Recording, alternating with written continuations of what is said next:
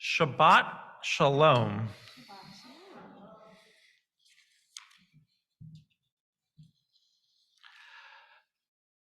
The central story of the Jewish people, sandwiched between the story of creation and the giving of the law, is the story of the Exodus.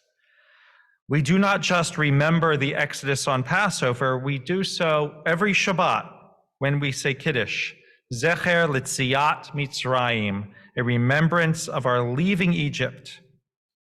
For those who say daily prayers, every time we sing Mi Chamocha, we remember the song that the Israelites sang on the other side of the sea. And in this week's Torah portion, Bo, we read words that were put into the Haggadah, but are part of the essence of Judaism. You shall explain to your child on that day, it is because of what the Eternal did for me when I was set free from Egypt. We take liberation personally, me.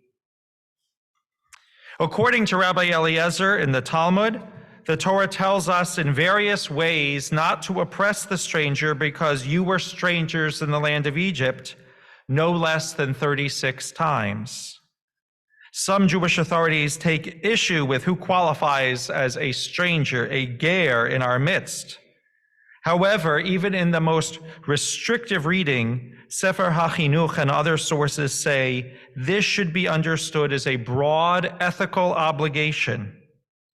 From the Reform Jewish movement to the work of HIAS, the Hebrew Immigrant Aid Society, to the writings of Orthodox Rabbi Jonathan Sacks, the necessary consequence of our being liberated from Egypt means that we should become liberators for others and welcome the stranger, especially the refugee, into our communities.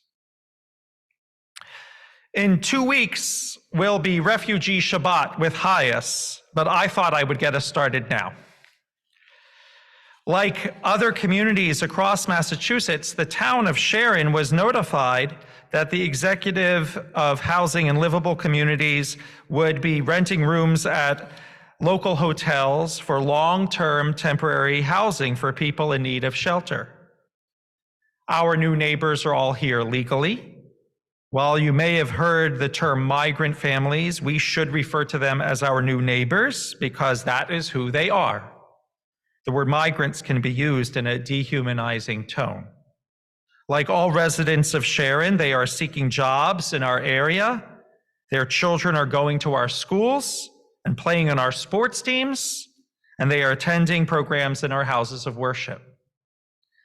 As far as attendance in our schools goes, we are very fortunate, according to our wonderful assistant superintendent, Meg Dussault, that this has had zero impact on our school budget. We've had room on our buses and they are using existing stops. We have seats in our classrooms. We have been purposefully placing new students in rooms where the enrollment numbers were lower, and the state has been providing us funding to support the students. We are fortunate indeed. And the National Guard is stationed with them.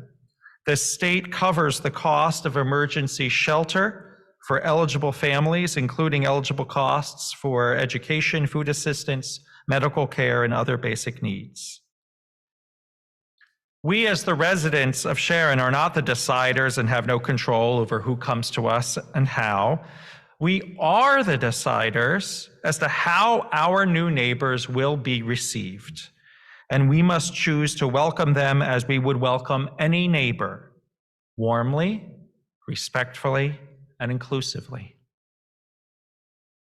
During the past several months, we have collected donations to help them get started in life in our town. We are pleased to say we have been able to provide them with many necessities. At the same time, our houses of worship and other local groups have maintained our pre-existing support for our local food pantries and collections. This is not an either-or situation. We are incredibly blessed with enough abundance that we can give to all. In fact, we have had a surplus of winter clothing and other items, so we've been actually able to give to other communities as well that surround us. We as a temple have also given to Israel in its time of need. Our community has been incredibly generous. To reiterate, we can be both and, not either or. Our town leaders, including our elected officials, school employees, and clergy, believe that immigration is an essential part of the American story.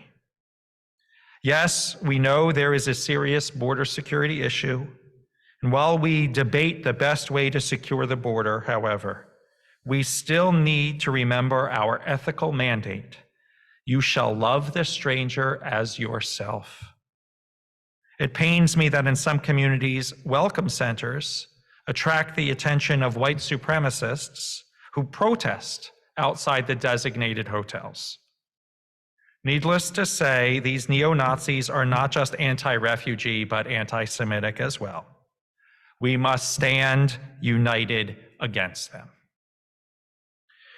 While our nation struggles with xenophobia and racism, we choose civility, empathy, curiosity, and decency.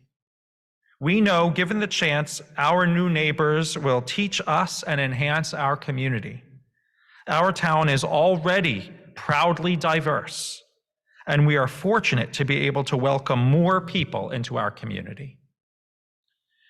While our new neighbors' clothing needs are met, if you would like to help, we are still collecting diapers, wipes, cash for Uber drivers. Rabbi Julie Zupan and Allison Schnipper have been leading this effort, not just on behalf of the temple, but for the entire town of Sharon. A final thought. Welcoming our new neighbors invites each of us to reflect on our own family's journeys. We are grateful to be here. There was a time when someone in our family didn't speak the language and was looking for a job. Therefore, when we make Kiddush tonight, and in the spring, when we raise our glasses for Passover, we can call to mind those who are seeking freedom and security today and hear God's call as a commandment. Shabbat Shalom.